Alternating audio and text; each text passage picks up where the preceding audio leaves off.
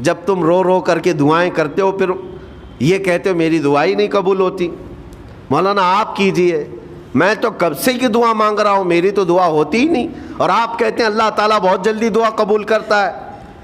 یہ نا امیدی تمہاری اللہ تعالیٰ کی ذات سے ہرگز جائز نہیں۔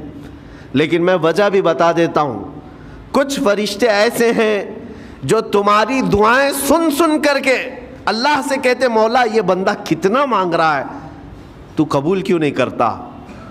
رب تبارک و تعالیٰ یہ جو مانگ رہا ہے اسے دے کیوں نہیں دیتا؟ رب تعالیٰ فرماتا ہے فرشتوں میں بھی سن رہا ہوں اس کے مانگنے کو، اس کی دعاؤں کو۔ مصیبتوں کے وقت جنہوں نے کہا انا للہ و انا الیہ راجعون، رب تعالیٰ فرماتا ہے رسول انہیں بشارت دے دیجیے۔ کس بات کی بشارت؟ کس بات کی خوشخبری؟ اولئک علیہم صلوات من ربہم ورحمہ واولئک هم المہتدون۔ اللہ فرماتا ہے یہ وہ لوگ ہیں جن پر ہمیشہ اللہ کی رحمتیں اترتی ہیں۔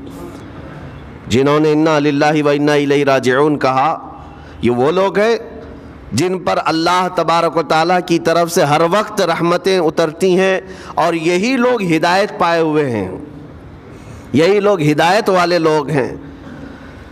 اس پوری آیت کے اعتبار سے اگر میں آپ کو بتاؤں تو پتہ یہ چلے گا، رزلٹ اس کا یہ ہے کہ مصیبتوں کے وقت صبر کرنا یہ ہدایت ہے۔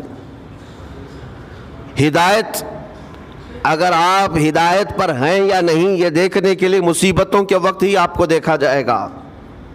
گھر میں کسی کا انتقال ہو جائے اور پھر دیکھا جائے گا کہ تمہاری زبان سے الفاظ کیا کیا نکلتے ہیں، تم شکایتیں کن کن باتوں کی کرتے ہو، پھر دیکھا جائے گا ہدایت پر ہو یا گمراہ ہو۔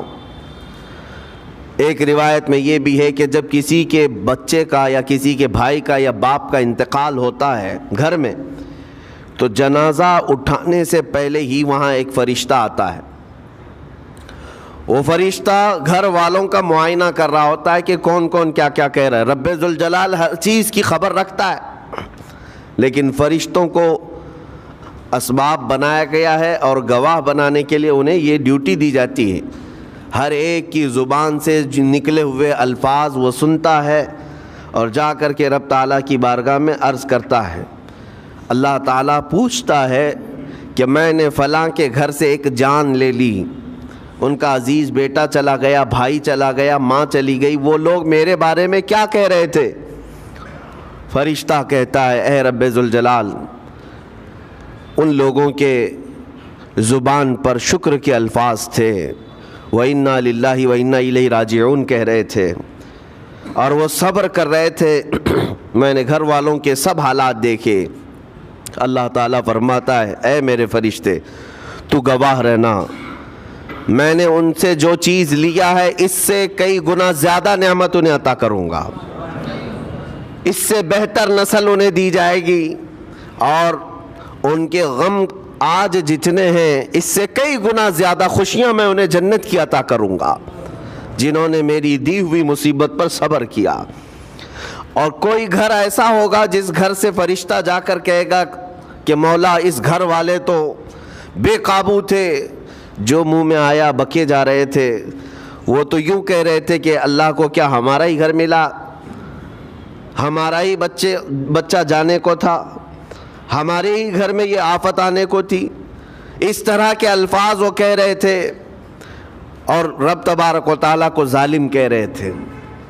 اللہ تبارک و تعالیٰ اپنے جلال کا اظہار فرماتا ہے، ارشاد فرماتا ہے فرشتے کو اے فرشتے تو گواہ رہنا، انہوں نے میرے بارے میں جیسا گمان کیا اب میں ان کے ساتھ ویسا ہی سلوک کروں گا۔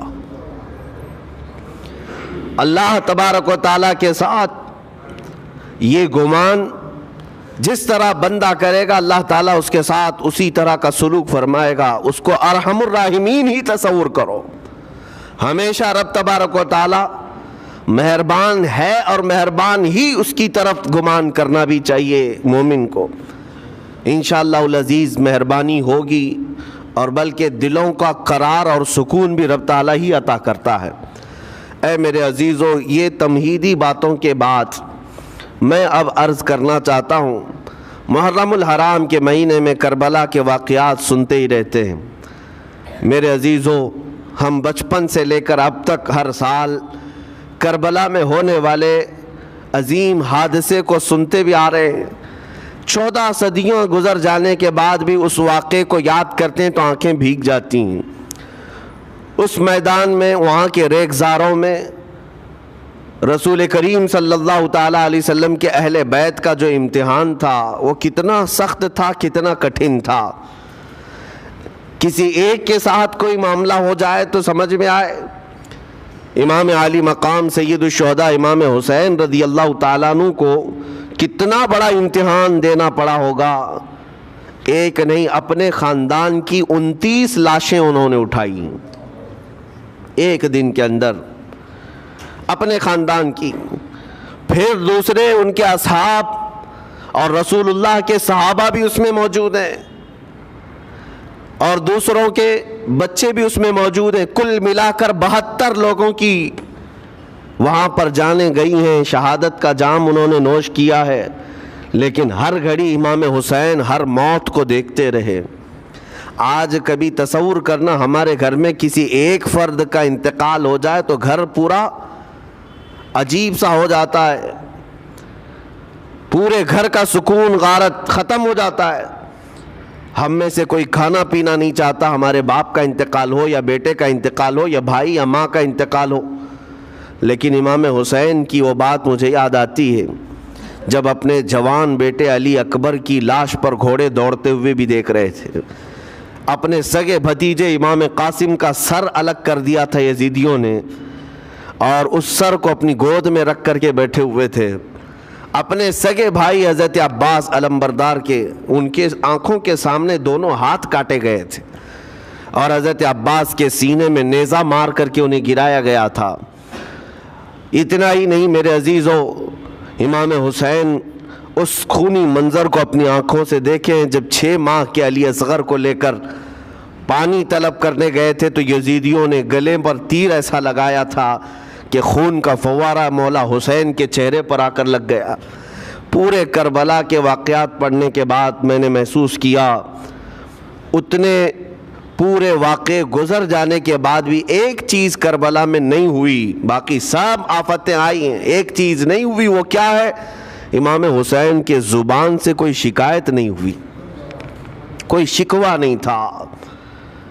یہ نہیں تھا کہ سارے بجلیاں ہم پر گر پڑی ہیں، اس خاندان کا کون ہے؟ سوائے زین العابدین کے اس پورے خاندان میں کوئی مرد باقی نہیں رہا. پورے خاندان کے بچوں کو، ان کے بڑے مردوں کو، سب کو وہاں پر شہید کر دیا گیا تھا. میں عرض تو کر رہا ہوں، ایک خاندان کے 29 لوگوں کی لاشیں میدان میں پڑی ہوں. وہ کیسا منظر ہے؟ ایک تو میں امام حسین کے صبر کو دیکھتا ہوں.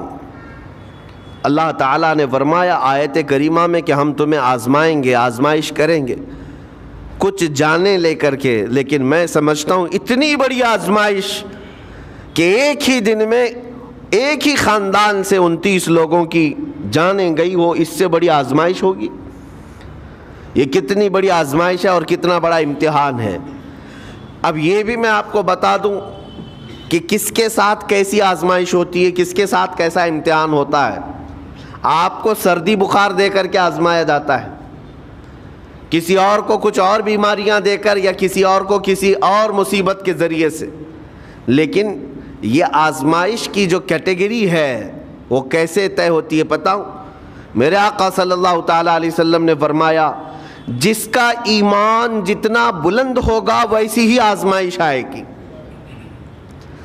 یہ کربلا کے امتحانات سے یہ بات تو ثابت ہوتی ہے کہ امام حسین کے ایمان کا درجہ کیا رہا ہوگا، ان کے ایمان کا مقام کیا رہا ہوگا.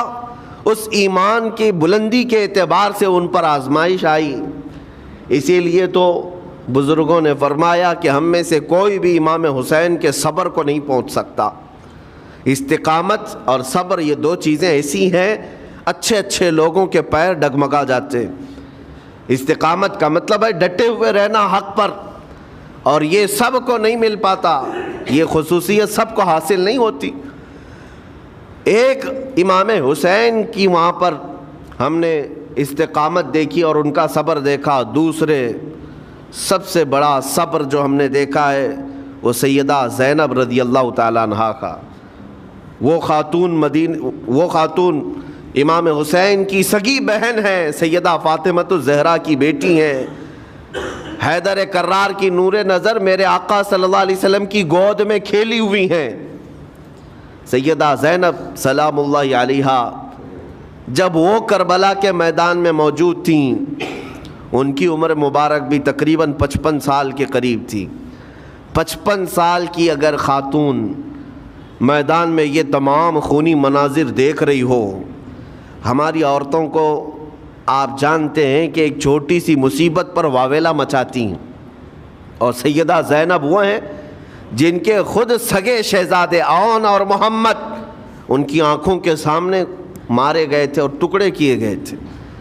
سیدہ زینب سلام اللہ علیہا اس پر بھی خاموش رہی، لیکن اندازہ کرو جب سارے شہید ہو گئے تھے، امام حسین اپنے خیمے سے نکلنے کو تھے، جب کربلا کے میدان میں خود گھوڑے پر سوار ہونے کو تھے، جانتے ہیں یہ منظر کیسا رہا ہوگا۔ عورتیں تو ماتم کرتی ہیں ایسے حالات میں، لیکن وہ اہل بیت کی عورتیں تھیں۔ سیدہ زینب خود کھڑی ہوئیں اور اپنے خیمے میں امام حسین کو لے گئیں۔ ایک صندوق تھا پرانا، اس کو کھول کر کے اس میں سے ایک جبہ نکالا اور کہا میری ماں نے مجھے یہ وصیت کی تھی کہ جب حسین میدان میں اترنے کی اس کی باری آئے تو اس دن ہو سکتا ہے وہ مجھے یاد کرے۔ زینب اگر تو اس دن باقی رہے، تو اس دن زندہ رہے تو اپنے ہاتھوں سے یہ حسین کو جبہ پہنانا۔ سیدہ زینب سلام اللہ علیہا انہوں نے خود اپنے ہاتھوں سے امام حسین کو یہ لباس پہنایا۔ کیا اس مقام پر کوئی اتنی طاقت رکھتا ہے کہ پورا گھر لٹ گیا ہو اور اپنے سگے بھائی کو جبہ پہنا کر کسی شادی میں نہیں، پھر جنگ کے میدان میں اتار رہے ہو؟ اس خاتون کے استقامت پر لاکھوں سلام۔ سیدہ زینب سلام اللہ علیہا وہ معمولی خاتون نہیں ہے، صبر کا پہاڑ تھیں۔ میں آپ کو بتاؤں، مصیبت کے وقت ایک بار کسی کا قتل ہو جائے تو وہ ایک موت ہے، لیکن یہاں پر کربلا کے میدان میں سیدہ زینب جتنی موتیں دیکھ رہی تھی، ہر موت پر ایک موت کی تکلیف ہے، ہر موت پر ایک موت کی تکلیف، لیکن وہ صابرہ و شاکرہ رہیں۔ پوری تاریخ میں ڈھونڈ کر کے آپ نکالیں، کہیں پر بھی سیدہ زینب نے نہ اپنے بال نوچے، نہ کپڑے پھاڑے، نہ چہرے پر ہاتھ مارا، بلکہ ایسا صبر کا دامن پکڑی رہیں کہ پوری زندگی بھر انہوں نے صبر کی تلقین کی تمام خواتین کو۔ گھر لٹانا، گھر کٹانا، کوئی سر کٹانا کوئی تم سے سیکھ جائے، جان عالم ہو فدا اے خاندان اہل بیت۔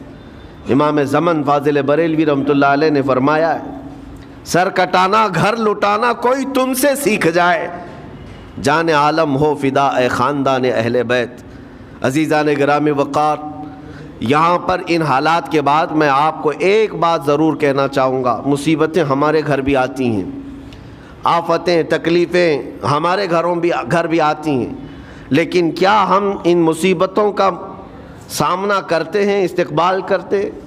نبی اکرم صلی اللہ تعالیٰ علیہ وسلم نے تو ارشاد فرمایا، مومن کو جب مصیبت آتی ہے تو اس کے لیے وہ نعمت ہے۔ دو چیزوں میں سے ایک چیز ہوگی اس کے ساتھ، اگر بخار بھی آئے، میرے آقا فرماتے ہیں اگر بخار بھی آیا ہے تو دو باتوں میں سے ایک بات ہوگی اس کے ساتھ، یا تو رب تبارک و تعالیٰ اس کے گناہ معاف کرے گا یا تو اس کے درجے کو بلند کرے گا۔ مصیبت اگر آئے تو ایک بات یاد رکھنا، رب تبارک و تعالیٰ اپنے محبوب بندوں کو، پسندیدہ بندوں کو آزمائش میں ڈالتا ہے، ورنہ جو لوگ یہ سمجھتے ہیں کبھی طبیعت خراب ہی نہیں ہونا چاہیے تو فرعون بن جاتے ہیں۔ ایسے لوگ، فرعون کو 90 سال تک نہ کبھی سردی آئی نہ بخار، کبھی کوئی بیماری نہیں، اور جب بندہ کبھی بیمار نہیں ہوتا تو اپنے آپ کو خدا تصور کرنے لگ جاتا ہے، میں تو دنیا کا سب سے مضبوط آدمی ہوں، مجھے کچھ نہیں ہوتا۔ لیکن مصیبتیں دے کر کے رب تبارک و تعالیٰ تمہیں تمہاری حقیقت بھی بتاتا ہے، اور انسان کو انسان کی لمٹ میں رہنا سکھایا جاتا ہے۔ تمہاری حیثیت صرف اتنی ہے کہ اگر نس رک گئی، دل کی دھڑکنیں ایک آن کے لیے اگر رک گئی تو سب ختم ہے۔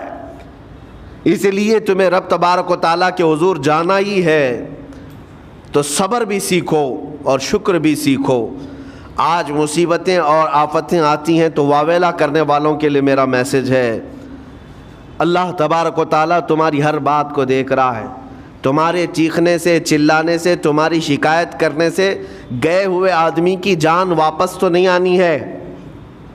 تمہارا عزیز ترین بھائی مر گیا، تم جس سے سب سے زیادہ پیار کرتے تھے وہ بیٹا انتقال کر گیا۔ مجھے بتاؤ، تم 10 لوگوں میں چیخو گے، چلاؤ گے، رب تعالیٰ کے حضور بری بری باتیں بھی کرو گے تو کیا وہ گئی ہوئی جان واپس آ سکتی ہے؟ میرے عزیزو، یہ وہ حکومت نہیں ہے کہ تمہارا احتجاج کرنے پر قانون واپس لے لیا جائے۔ تمہارے سب مل کر کے پروٹیسٹ کرنے سے حکومتیں اپنے فیصلے واپس لے سکتی ہیں، لیکن وہ رب ذوالجلال شہنشاہ اعظم کا قانون ہے۔ وہاں نبیوں کی بھی جو روح لی گئی، وہاں پر اللہ تبارک و تعالیٰ نے اپنے محبوب نبیوں کی بھی روح کو قبض کرنے کا حکم دیا، تو کیا سب کے غم منانے سے وہ روحیں واپس کرنے کا فیصلہ کیا گیا ہے؟ نہیں میرے عزیزو، اس عالم میں، اس کائنات میں پھر کوئی ہمارے رونے چیخنے چلانے سے واپس نہیں آتا۔ ہاں، غم کرنا اپنی جگہ پر ہے، لیکن غم کا شرعی طریقہ کیا ہے؟ میرے آقا صلی اللہ تعالیٰ علیہ وسلم نے بھی غم فرمایا۔ آپ کے عزیز بیٹے سیدنا ابراہیم جب انتقال کر گئے، میرے آقا کی آنکھوں میں آنسو تھے۔ حضور پاک صلی اللہ تعالیٰ علیہ وسلم کی آنکھوں کے سامنے سیدہ خدیجۃ الکبریٰ کا انتقال ہوا، حضور غمگین تھے۔ لیکن غم کا مطلب کبھی یہ نہیں ہوتا کہ اللہ کی بارگاہ میں شکایت کریں، تو نے میرے ساتھ ایسا کیوں کیا؟ یعنی تم حکم دو گے، رب تبارک و تعالیٰ کو تم مشورہ دو گے کہ کس کے ساتھ کیا کرنا ہے۔ اس لیے ان مواقع پر ہم سب کی آزمائش ہے، ہمارا امتحان ہے۔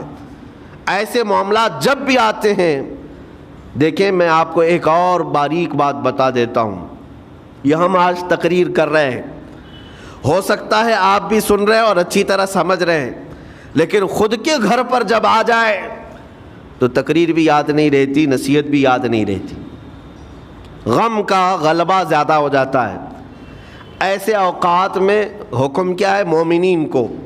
میرے گھر پر، میں جانتا ہوں شکایت نہیں کرنا چاہیے، میں جانتا ہوں غموں کے وقت صبر کرنا چاہیے، پھر بھی اگر میرے گھر میں آ گئی مصیبت تو مومنین کے لیے حکم یہ ہے کہ تم نے اب تک جو سنا تھا حدیثیں وغیرہ اس کو یاد دلاؤ، یعنی مجھے یاد دلاؤ۔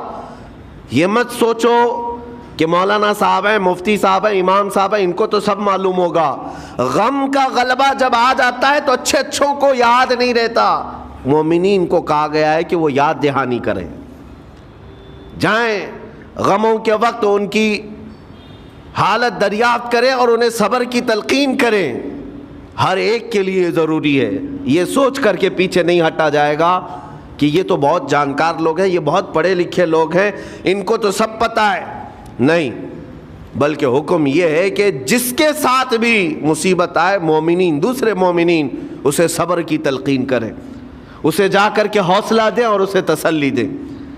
اب میں آتا ہوں ان باتوں کی طرف جو لوگ مصیبتوں کو برا سمجھتے ہیں۔ ایک صحابی تھے، ان کی شادی ہو گئی ایک صحابیہ سے، نکاح ہوا تھا مدینے میں، سال بھر خوشحالی سے گزرتے رہے، بہت اچھے دن گزرے۔ سال ختم ہونے کو تھا کہ خاتون جو ہے لڑائی کرنا شروع کر دیتی، کہتی مجھے تمہارے ساتھ رہنا نہیں، مجھے طلاق چاہیے، ڈائریکٹ طلاق۔ تو صحابی نے کہا ہوا کیا؟ وہ صحابیہ کہتی تھی نہیں مجھے تمہارے ساتھ رہنا نہیں۔ اس صحابی نے کہا ٹھیک ہے، اگر ایسا ہی ہے تو حضور پاک صلی اللہ علیہ وسلم کے پاس چلتے ہیں، وہاں جا کر فیصلہ کرا لیں گے۔ تو وہ صحابیہ مان گئیں، کہا چلو چلتے ہیں۔ تو دونوں چلے جا رہے تھے اپنے گھر سے، حضور پاک صلی اللہ علیہ وسلم کے دربار میں فیصلہ کروانا ہے۔ چلتے وقت راستے میں ایک پتھر سے ٹھوکر لگ گئی اس صحابی کو، اور اتنی تیز ٹھوکر لگی کہ ان کا ناخن اکھڑ گیا۔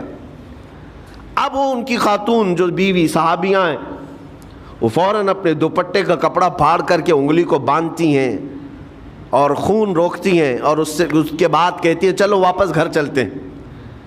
گھر واپس آنے کے بعد وہ کہتی مجھے طلاق نہیں چاہیے، ساتھ میں رہوں گی۔ کہا عورتوں کا موڈ، عورتوں کا اس طرح کا فیصلہ، کیا بات ہے؟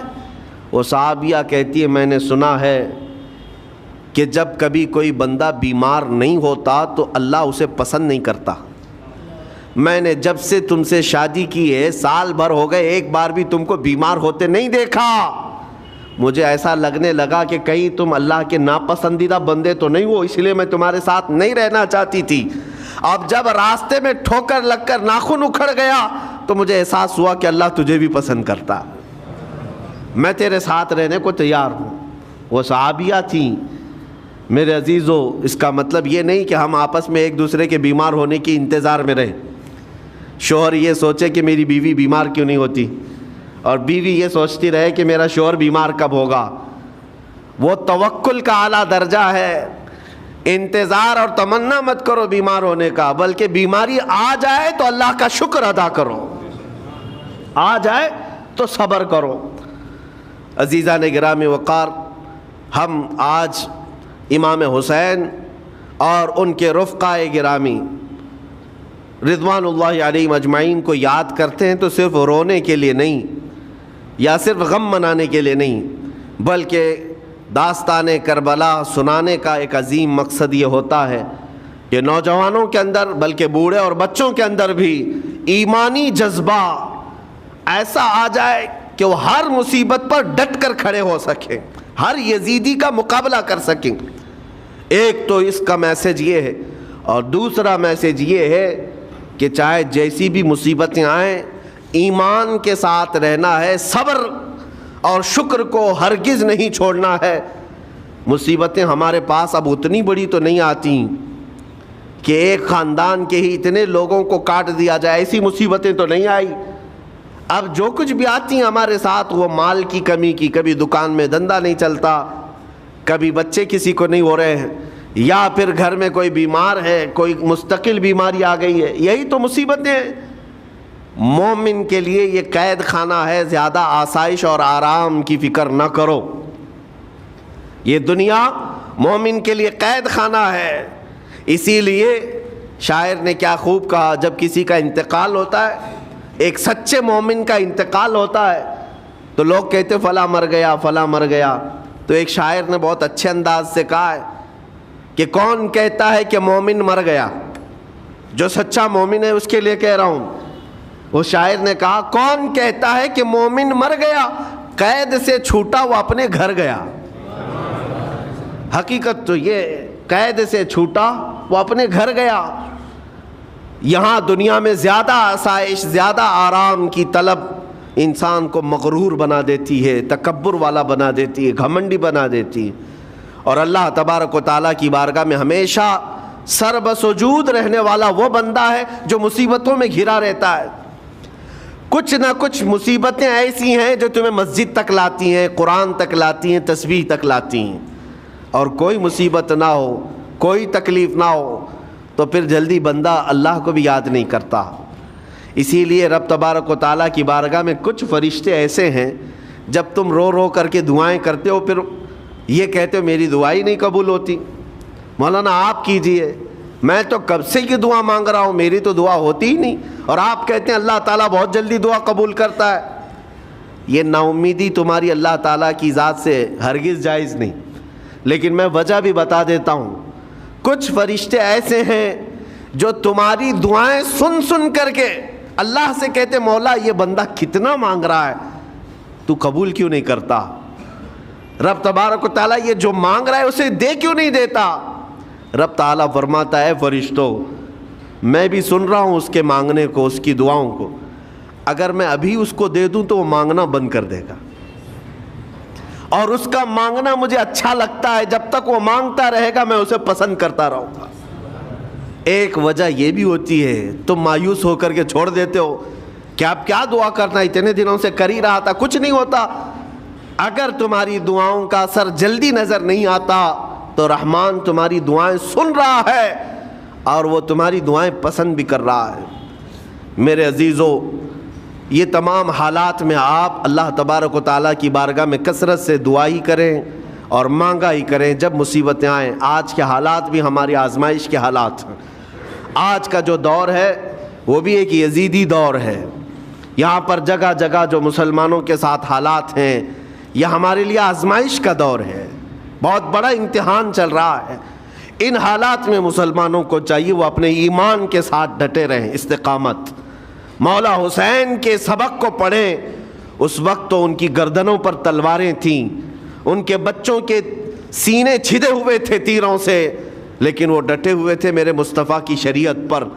آج ابھی تمہارے سینوں پر بندوق کی گولیاں نہیں لگائی گئیں، ابھی تمہارے اوپر اتنی بڑی مصیبتیں نہیں آئیں، لیکن میں پھر بھی دیکھتا ہوں نوجوانوں کو کہ کوئی مصیبت نہ آنے کے باوجود بھی تم اسلام کے ساتھ کھلواڑ کر رہے ہو۔